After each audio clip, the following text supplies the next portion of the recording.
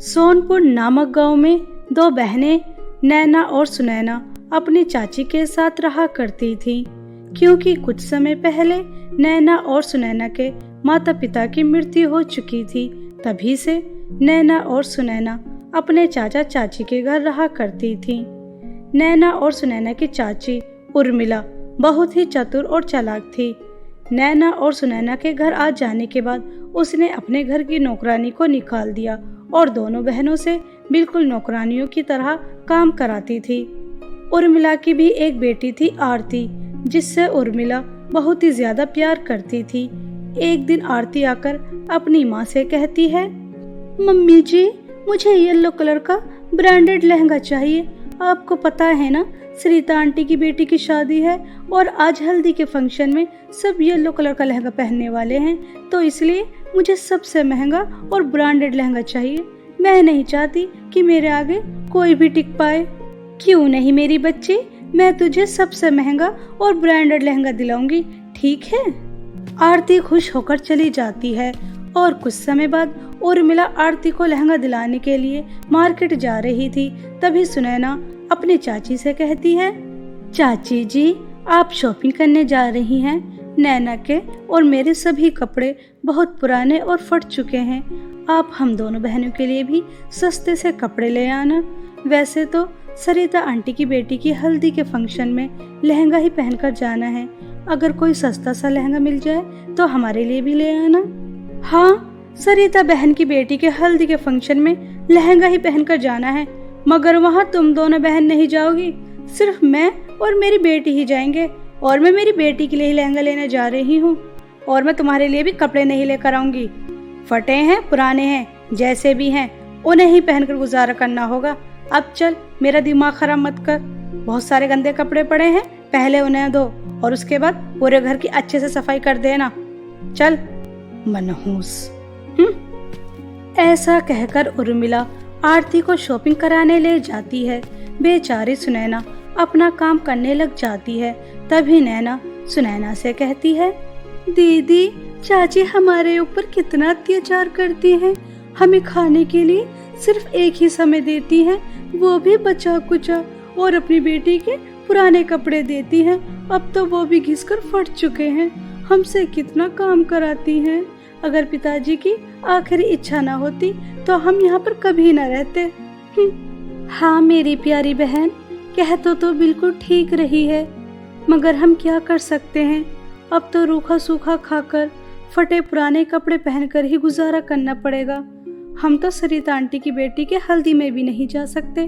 पड़ोस की सभी लड़कियां जा रही हैं येलो कलर के सुंदर सुंदर लहंगे पहनकर, मगर हमारी किस्मत कहाँ। हाँ दीदी, मुझे काव्या ने बताया, मेरा भी बहुत मन था लहंगा पहनकर जाने का, मगर हम नहीं जा सकते। ऐसा कहकर दोनों बहन रोने लगती हैं। शाम हो जाने के बाद आरती वो ब्रांडेड लहंगा पहनकर हल्दी के फंक्शन में उर्मिला के साथ जा रही थी। तभी सुनैना कहती है, चाची जी, आप फंक्शन में जा रही हैं, पता नहीं कितना समय लग जाए। आप हम दोनों बहन को हमारे हिस्से का खाना तो देकर जाएं, वरना हम आपके आने तक भूखे रहेंगे। मम्मी जी, ये दोनों मनहूस लड़की हमेशा काली बिल्ली की तरह हमारा रास्ता काट देती हैं। हम कितने खुशी खुशी जा रहे थे। अगर ये एक समय खाना नहीं खाएंगी तो मर तो नहीं जाएंगी। अब आप इन्हें खाना देने में समय लगाएंगी। हाँ मेरी बच्ची, इन दोनों मनहूस लड़कियों ने मेरा जीना मुश्किल कर रखा है। क्यों री सुनैना, अगर आज तुम दोनों बहन खाना नहीं खाती तो मर तो नहीं जाती। वैसे भी हम दोनों माँ बेटी ने पिज्जा मंगा कर खाया था, आज तो कुछ बचा नहीं। अब क्या करूं? मम्मी जी, आपने टॉमी के लिए जो कल की रोटी डाली थी वही इन दोनों मनहूस लड़कियों को दे दो। हाँ ये ठीक है। चल सुनैना, तू भी क्या याद रखेगी, टॉमी ने अभी वो रोटी नहीं खाई। तुम दोनों बहन उस रोटी को आधी आधी खा लेना। अब चल यहाँ से। ऐसा कहकर उर्मिला और आरती चली जाती हैं। सुनैना को बहुत दुख होता है कि चाची ने उसे कुत्ते की रोटी खाने के लिए दी। सुनैना बहुत रोती है और अपनी माँ की तस्वीर के सामने अपनी माँ से कहती है, माँ, आप देख रही हैं चाची हम दोनों बहनों के ऊपर कितना जुल्म और अत्याचार कर रही हैं। हमसे घर का सारा काम कराती। आज तो चाची जी ने हद ही पार कर दी। उन्होंने हमें टॉमी की झूठी रोटी खाने के लिए दी। हम टॉमी की झूठी रोटी कैसे खा सकते हैं? चाची और आरती दीदी हल्दी के फंक्शन में कितना एंजॉय कर रही होंगी, नए नए तरह के पकवान खा रही होंगी, और हम टॉमी की झूठी रोटी। हम दोनों बहनों की किस्मत कितनी खराब है। ऐसा कहकर सुनैना और नैना अपनी माँ की तस्वीर के सामने खड़ी होकर रो रही थी। तभी सुनैना और नैना की माँ की तस्वीर से आवाज आती है, मेरी प्यारी बच्चियों, इस तरह से मत रो। मुझसे तुम्हारा रोना देखा नहीं जा रहा।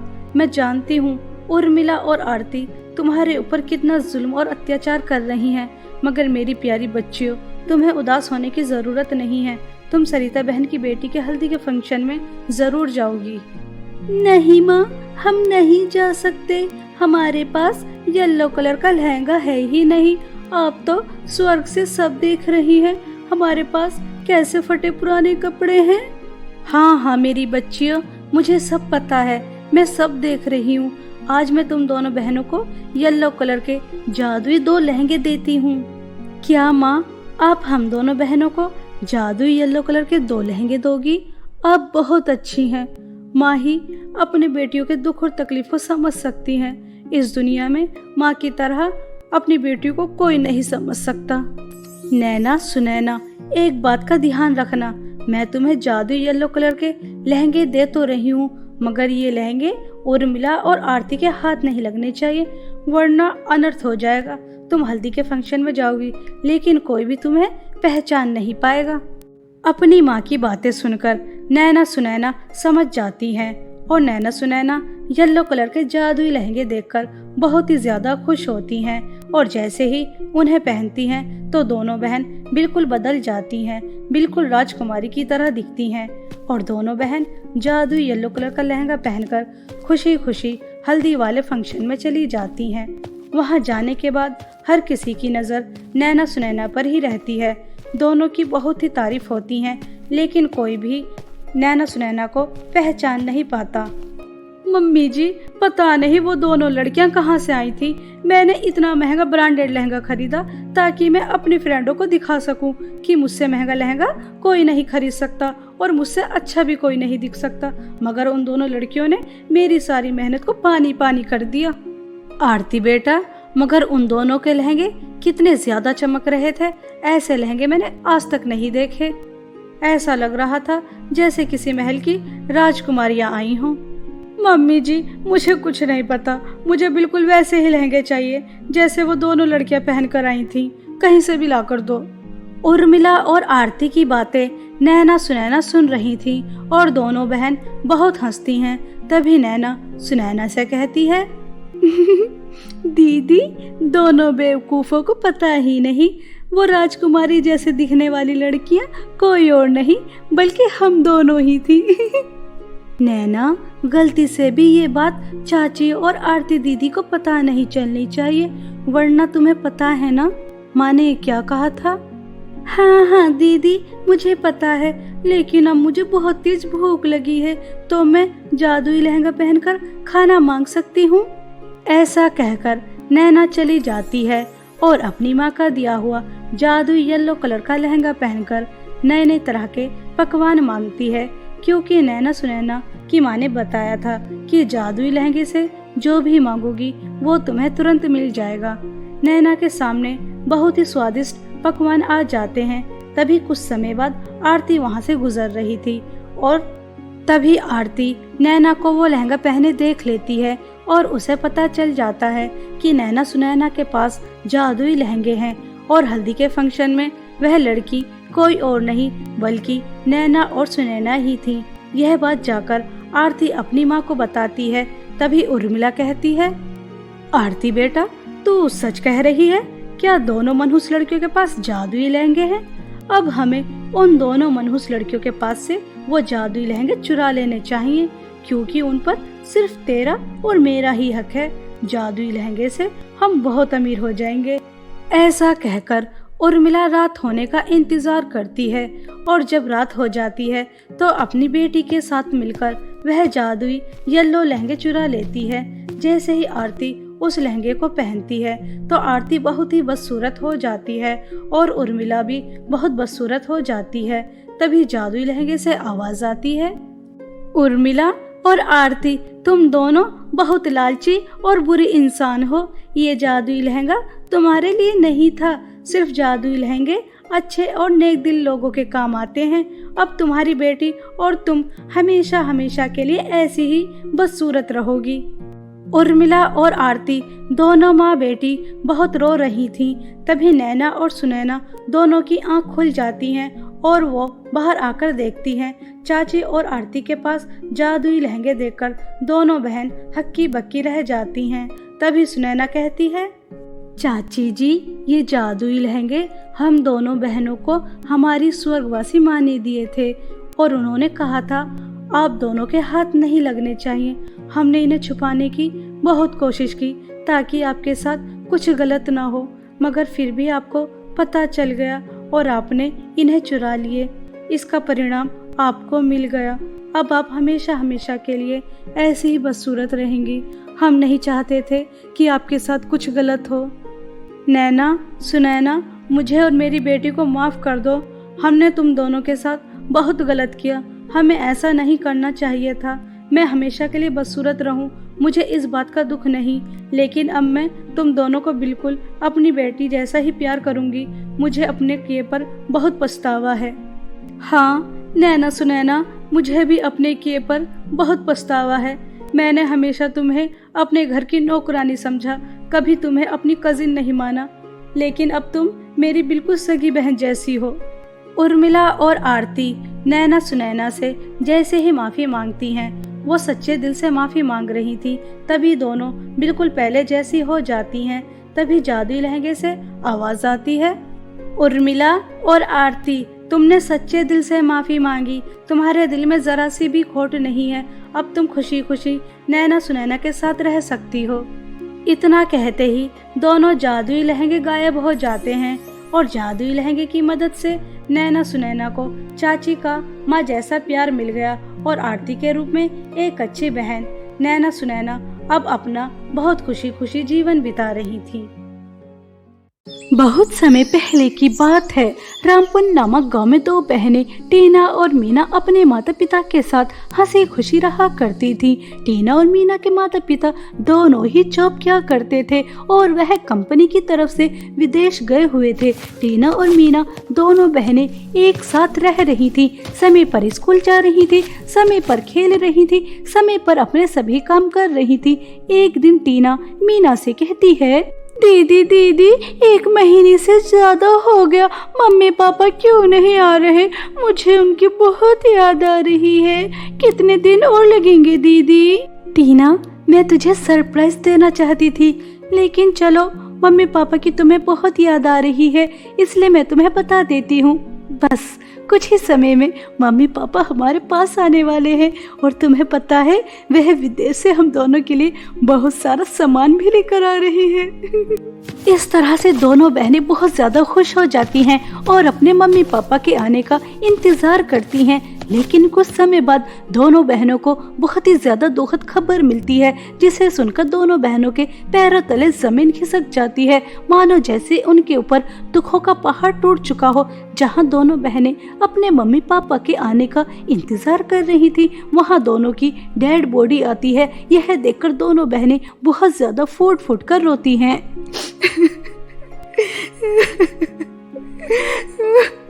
नहीं नहीं मम्मी पापा, आप इस तरह से हम दोनों बहनों को अनाथ कर कर अकेला छोड़ के नहीं जा सकते। हमारा तो आपके सिवा इस दुनिया में कोई नहीं है। आप ऐसा कैसे कर सकते हैं? हम कितने ज्यादा खुश थे कि आप दोनों आ रहे हैं। हम दोनों ने पूरे घर को सजाया और आप दोनों के लिए केक भी बनाया था। मम्मी पापा प्लीज अपनी आंखें खोलिए ना और हमसे बातें कीजिए ना। मम्मी पापा प्लीज प्लीज अपनी आंखें खोलिए, हमें इस तरह से अकेला छोड़कर मत जाइए।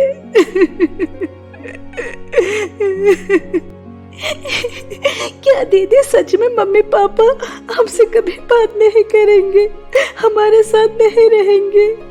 ऐसा कैसे हो सकता है? इन्हें ऐसा नहीं करना चाहिए। मम्मी पापा, अब मैं आप दोनों के बिना कैसे रहूंगी? हमें आपकी बहुत याद आएगी। आप दोनों को ऐसा नहीं करना चाहिए था।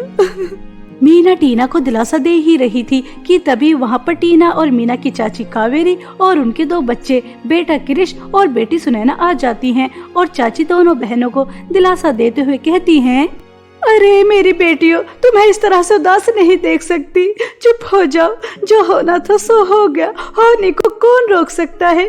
तुम्हारे मम्मी पापा के बारे में सुना, बहुत अफसोस हुआ, लेकिन तुम खुद को अकेला मत समझो, हम हैं ना तुम्हारे साथ। इस तरह से चाची दोनों बहनों को दिलासा देती हैं। कुछ समय बाद टीना और मीना के माता पिता का दाह संस्कार हो जाता है। ऐसे ही कुछ दिन बीत जाते हैं और एक दिन दोनों बहनें स्कूल को तैयार होकर जा रही थी कि तभी चाची कहती हैं, ओहो, अच्छा तो दोनों बहनें अब स्कूल जा रही हैं। घर में जो इतना सारा काम है वह कौन करेगा? तुम्हारी मरी हुई माँ जो दोनों बहनें तैयार होकर स्कूल जाने लगी। तू सुन मीना, किचन का सारा काम तू ही संभालेगी, और तू सुन छोटी, कपड़े धोना, सफाई करना, बर्तन साफ करना और हाँ, इस्त्री भी करना, यह सारे काम तू करेगी। किसी भी काम में कोई कोताही नहीं होनी चाहिए, सारा काम अच्छी तरह से हो जाना चाहिए। चलो चलो, ड्रेस उतारो और काम पे लग जाओ। मनहूस आई बड़ी स्कूल जाने वाली। अपनी चाची के मुंह से यह सारी बातें सुनकर दोनों बहनों के मुंह खुले के खुले रह जाते हैं। तभी मीना कहती है, चाची यह आप क्या कह रही हैं? हम काम भला क्यों करेंगे? हमारा स्कूल जाने का समय हो रहा है, हम स्कूल जा रहे हैं और आप तो यहाँ पर हमारी देखभाल करने के लिए रुकी थी। अगर आपको यहाँ रहने में कोई दिक्कत हो रही है तो आप अपने परिवार के साथ यहाँ से जा सकती हैं। हम दोनों बहनें अकेले भी रह लेंगे। मुझे पता था, मुझे बहुत अच्छी तरह से पता था कि एक दिन तुम दोनों मनहूस बहनें हमें घर से बाहर निकालने की बात जरूर करोगी। तभी तो इतने दिन से तुम्हारी चापलूसी कर रही थी, तुम्हारे आगे पीछे घूम रही थी ताकि सारी प्रॉपर्टी अपने नाम कर सकूं। और अब मैंने सब कुछ अपने नाम कर लिया है, इसलिए अगर इस घर से कोई जाएगा तो वह हम नहीं है, वह तुम दोनों अनाथ बहनें हो। इसलिए अगर तुम इस घर में रहना चाहती हो तो चुपचाप जैसा हम कहते हैं वैसा करो, वरना दर्द दर्द की ठोकरें खाओगी और एक समय का भी खाना नहीं मिलेगा। मम्मी, आपको पता है इन दोनों बहनों का रूम बहुत ज्यादा सुंदर है और आप जानती हैं इनकी सभी ड्रेस, मेकअप का सामान, ज्वेलरी बहुत ज्यादा सुंदर है। मम्मी, इनका रूम, इनकी ड्रेस और इनकी ज्वेलरी सब कुछ मुझे चाहिए। हाँ, क्यों नहीं मेरे प्यारे बच्चे, इनका आज से जो भी कुछ है वह सब कुछ तुम्हारा ही तो है। और तुम सुनो, आज के बाद तुम इस महल जैसे घर के अंदर भी नहीं रहोगी, बाहर जो गौशाला है उसके अंदर रहोगी। सारा काम खत्म करने के बाद चुपचाप उसके अंदर सोने के लिए चली जाना। इस घर की तरफ आंख उठाकर भी मत देख लेना। जाओ जल्दी से हमारे लिए नाश्ता तैयार करो। और तो सुन टीना की बच्ची, जो तूने कल व्हाइट लहंगा पहन रखा था ना, वह अच्छी तरह से धोकर इस्त्री कर देना, मुझे वह बहुत पसंद आ रहा है। आज मेरी दोस्त का बर्थडे है, मैं अपनी दोस्त के बर्थडे पार्टी में उसे ही पहन कर जाऊंगी। जल्दी से उसे धोकर इस्त्री कर, मनहूस। बेचारी दोनों बहनों के पास कोई और रास्ता नहीं था, उन्हें अपनी चाची की बात माननी पड़ती है। मीना किचन में नाश्ता बनाने के लिए चली जाती है और बेचारी टीना, जिसने आज तक झाड़ू को हाथ नहीं लगाया था, वह पूरे घर की सफाई करती है, कपड़े धोती है और उसके बाद सुनैना के लिए व्हाइट लहंगे पर इस्त्री करने लग जाती है और ख्यालों में खो जाती है। कुछ जलने की बू आती है तो वह देखती है कि लहंगा पूरी तरह से जल चुका है। कुछ समय बाद सुनैना भी वहाँ आ जाती है और वह लहंगा जला हुआ देखकर आग बबूला हो जाती है। पहले तो टीना की बहुत ज्यादा पिटाई करती है और उसके बाद इस्त्री उठाती है और उसके हाथ पे लगा देती है और फिर उसी हाथ को मोड़ते हुए उससे कहती है, तूने ये लहंगा जानबूझकर जलाया है ना, ताकि मैं इस लहंगे को पहन न सकूं, क्योंकि ये तेरा था। मम्मी जल्दी से यहाँ पर आइए और देखिए इस अनाथ और मनहूस ने क्या किया है। जो लहंगा मुझे पसंद था वह इसने जानबूझ के जला दिया। मम्मी नहीं सुनैना दीदी, आपको कुछ गलतफहमी हो रही है, मैंने यह जानबूझकर नहीं जलाया। प्लीज पहले मेरा हाथ छोड़ दीजिए, मुझे बहुत जलन हो रही है, बहुत दर्द हो रहा है। प्लीज दीदी मेरा हाथ छोड़ दीजिए, मुझे बहुत दर्द हो रहा है। दीदी हाँ, सच में टीना को बहुत दर्द हो रहा होगा, प्लीज आप इसका हाथ छोड़ दीजिए। मीना के बहुत गिड़गिड़ाने के बाद सुनैना उसका हाथ छोड़ देती है, लेकिन मीना के सामने एक शर्त रखती है। ठीक है, मैं तेरी इस बहन का हाथ छोड़ देती हूँ, लेकिन इसके लिए तुझे मेरी एक शर्त माननी होगी। जंगल के बाहर जो नदी है, वहाँ जो कांटे वाला रास्ता है, उस पर तुझे नंगे पैर चलकर तुझे वहाँ से मेरे लिए जो जामुन का पेड़ लगा है, वहाँ से ताजी ताजी जामुन तोड़ के लेकर आनी होगी। अगर तू मेरे लिए जामुन लेकर आ गई तो ठीक है। क्यों मम्मी, मैं इन दोनों अनाथ मनहूस बहनों को सही सजा दे रही हूँ ना? हाँ हाँ, क्यों नहीं मेरी प्यारी बच्ची, तुम बिल्कुल ठीक सजा दे रही हो। अगर इनकी रस्सी अभी से खींच के नहीं रखी तो ये तो सर पर बैठ जाएंगी।